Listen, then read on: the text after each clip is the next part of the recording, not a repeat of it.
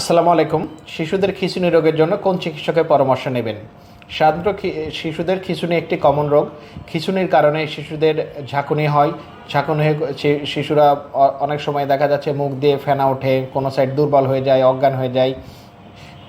শিশুদের এই খিঁচুনি রোগের কারণে ব্রেনের অনেকগুলো কোষ নষ্ট হয়ে যায় এবং সুতরাং শিশুদের খিঁচুনি রোগকে অনেক গুরুত্বের সাথে দেখা উচিত। এখন খিঁচুনি রোগের জন্য আপনি কোন চিকিৎসকের পরামর্শ নেবেন? খিঁচুনি রোগ সাধারণত শিশুদের একটি ব্রেনের রোগ। ব্রেন থেকে এই রোগের সৃষ্টি হয়। সুতরাং শিশুদের ব্রেন বিশেষজ্ঞ যে কোনো একজন চিকিৎসকের পরামর্শ নেওয়া উচিত। খিঁচুনি রোগ অনেক সময় ওষুধের মাধ্যমে চিকিৎসা করা হয়, অনেক সময় অপারেশনের মাধ্যমে চিকিৎসা করা হয়।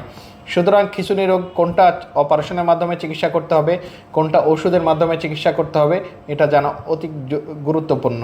কারণ কিছু কিছু রোগের ক্ষেত্রে ওষুধ দিলে দেখা যাচ্ছে খিঁচুনি ভালো হবে না, যতক্ষণ না পর্যন্ত খিঁচুনির অপারেশনের কারণে যদি খিঁচুনি হয়, অথবা ব্রেনের কোনো লেশন বা টিউমার, অথবা ব্রেনে অতিরিক্ত পানি জমে যদি খিঁচুনি হয়, ওষুধ দিয়ে কিছু সাময়িক দেবে থাকবে, কিন্তু কখনো ভালো হবে না।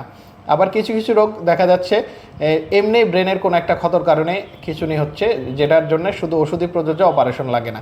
সুতরাং খিঁচুনি রোগে কখনো অপারেশন লাগে, কখনো ওষুধের মাধ্যমে চিকিৎসা করতে হয়।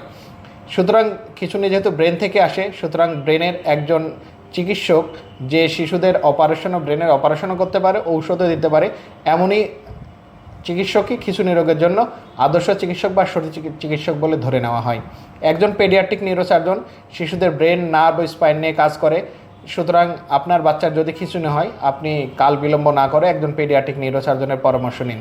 কারণ পেডিয়াট্রিক নিউরোসার্জন এই বিষয়ে দক্ষ, অভিজ্ঞ এবং সমসাময়িক জ্ঞানের অধিকারী, এবং এই বিষয়ে ওনার দক্ষতাকে সর্বোচ্চ বলে ধরে নেওয়া হয়। ভালো থাকুক আপনার বাচ্চা, সুস্থ থাকুক আপনার বাচ্চার সুচিকিৎসা, সুন্দর আগামী। এই পথে বাংলাদেশ পেডিয়াট্রিক নিউরো কেয়ার সেন্টারে পথ চলা।